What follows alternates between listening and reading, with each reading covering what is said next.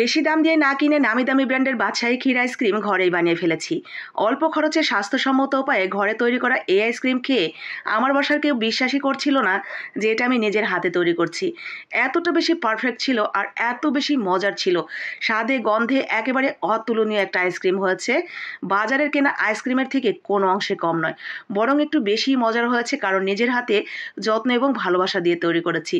যারা আইসক্রিম খেতে পছন্দ করেন, বিশেষ করে এই বাদশাহী ক্ষীর আইসক্রিমটা, তারা চটজলদি বানিয়ে ফেলতে পারবেন এই গরমে আরামের জন্য।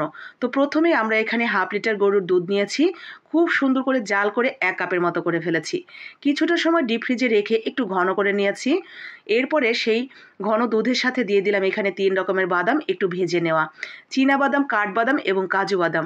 আপনি যে কোনো ধরনের এখানে বাদাম দিতে পারেন, আখরোট থেকে শুরু করে পেস্তা, যে কোনো, এক কথায় আপনার বাসায় যা যা আছে সব কিছু দিয়ে দিবেন। এরপরে জাস্ট পেস্ট করে নেবেন। তো আমাদের ক্ষীরটা রেডি হয়ে গেছে। এখন এখানে নিয়েছি আমি হাফ কাপের মতো ট্রপিক্যালের হুইপিং ক্রিম। আমি ট্রপিক্যালের হুইপিং ক্রিমটা ব্যবহার করেছি, আপনারা বিবো, ইনস্টা যে কোনো একটা নিতে পারবেন, তবে সবচেয়ে সাশ্রয় কিনতে পাবেন এই ট্রপিক্যালের হুইপিং ক্রিমটা।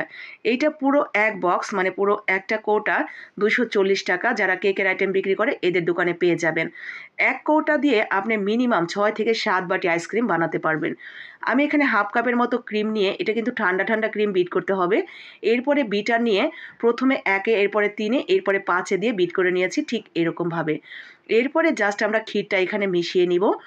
ক্ষীর দিয়ে মিশিয়ে নিলেই কিন্তু আমাদের মোটামুটি বেসটা রেডি হয়ে যাবে। তো বেসটা যখন রেডি হয়ে যাবে, এরপরে আমাদের আর তেমন কোনো কাজ নেই। আমরা জাস্ট যেই বাটিতে জমাতে চাই সেই বাটিতে ঢেলে এটা সারা রাতের জন্য রেখে দিব। চেষ্টা করবেন সন্ধ্যার দিকে বানানোর জন্য, যাতে সারা রাত ফ্রিজে রেখে সকালে আপনারা বের করে খেতে পারেন। তো সারা রাত কিন্তু অবশ্যই লাগবে, কারণ 6 থেকে 7 ঘন্টা সময় লাগবে আপনার এই আইসক্রিমটা জমতে। তো ঠিক এইরকম একটা ব্যাটার হবে, একেবারে ক্রিমি ঘন এরকম একটা টেক্সচার। তো আমরা এখন এটা বাটির মধ্যে ঢেলে দিচ্ছি এবং উপর থেকে কিছুটা বাদাম কুচি অথবা আমার মতো এরকম টুটি ফুটি দিয়ে সাজিয়ে নিতে পারেন।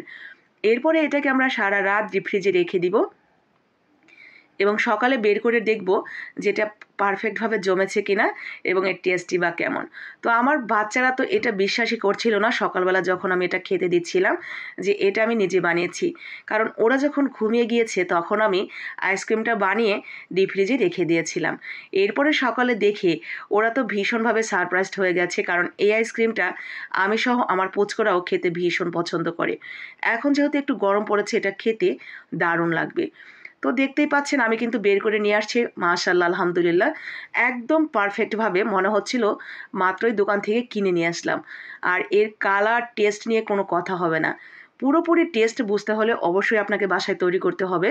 তাই দেরি না করে এখনই কাজে লেগে পড়ুন, কারণ আইসক্রিম খেতে পছন্দ করে না এমন লোক একজনও খুঁজে পাওয়া যাবে না। তো যারা পছন্দ করেন চটজলদি বানিয়ে নেবেন। ভালো লাগলে লাইক, কমেন্ট, শেয়ার করে দিবেন বাকিদের জন্য।